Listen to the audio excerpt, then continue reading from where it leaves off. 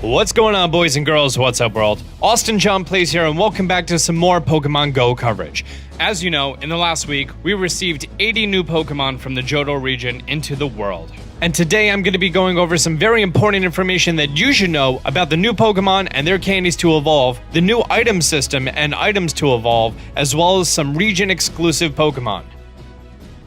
First thing we're going to talk about, there are no new Pokemon that only require 12 candies to evolve.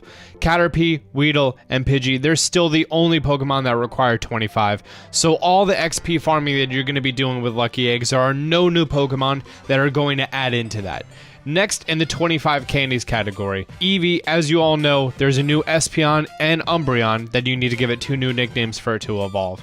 Making our way into Generation 2, the new starters, Chikorita, Cyndaquil, Totodile, they're going to require 25 as well to evolve. We also have Sentret, Ladybug, Pichu. Pichu is going to require Pikachu candy to evolve. We have Cleffa, Igglybuff, Mareep, Marill, Hoppip, Tyrogue. Now, Tyrogue requires 25 Tyrogue candies, and we don't know what causes it to evolve into either Hitmonlee, Hitmonchan, or Hitmontop. The good news is, all the Hitmonlee and Hitmonchan candies that you had, they're now all Tyrogue candies. Making our way to 3 more baby Pokemon, you have Smoochum, Elekid, and Magby. Just like Pikachu, you're going to need Jynx Candy, Electabuzz, and Magmar, and then those Pokemon will evolve into these. And then lastly, we also have Larvitar, who's going to evolve into Pupitar. Making our way into our 50 candies category, the first change that we're going to see is Slowpoke. Either requires the original 50 Slowpoke candy to evolve into Slowbro, or 50 Slowpoke candy and a King's Rock and evolves into Slowking. For Onix, you need 50 Onix candy and a Metal Coat to get Steelix. Same thing goes for Scyther, 50 Scyther candy and a Metal Coat.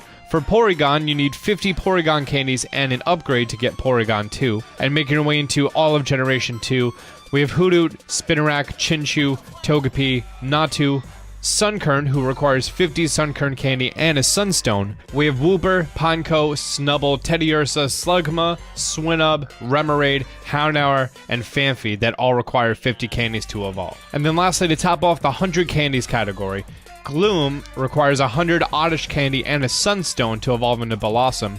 Poliwhirl requires 100 Poliwag candy and a King's Rock to get Politoed. For Seadra, you need 100 Horsea candy and 1 Dragon Scale to get Kingdra. Then to get Meganium, Typhlosion, and Feraligatr, you're going to need 100 of their first starter Pokemon. For Ampharos, you need 100 Mareep candy on a Flaffy. For Jumpluff, 100 Hoppip candy on a Skiploom. And for Tyranitar, you need 100 Larvitar candy on a Pupitar.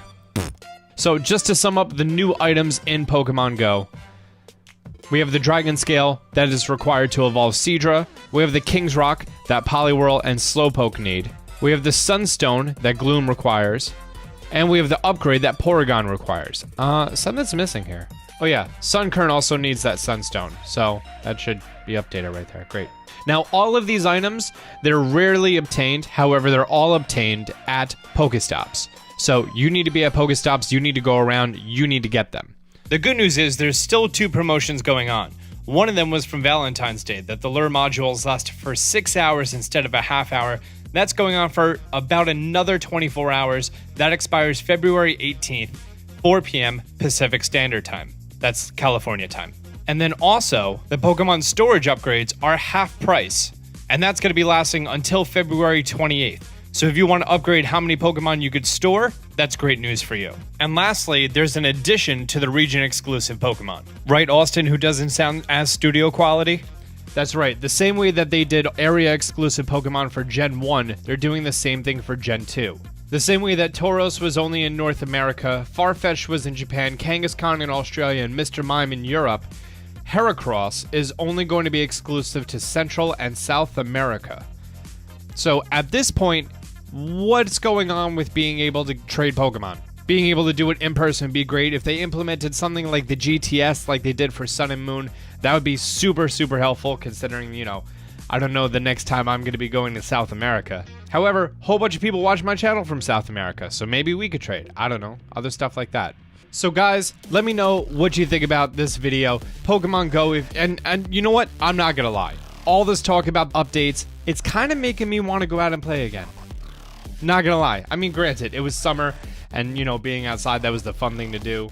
I don't know. Just something about it. Something about it. It's just kind of bringing me back. Like, As soon as I'm done editing this, I'm going to text everyone that I used to go play with. Maybe we'll head on over to Times Square to go play again. But guys, let me know what you think in the comment section down below. Also, doing a whole bunch of footage about Legend of Zelda Breath of the Wild, as well as still doing videos about Pokemon Sun and Moon. And we have a new category of Pokemon news, where things like this, the events, all of that's going to be going on. Be sure to check it out. Till next time, Austin John out.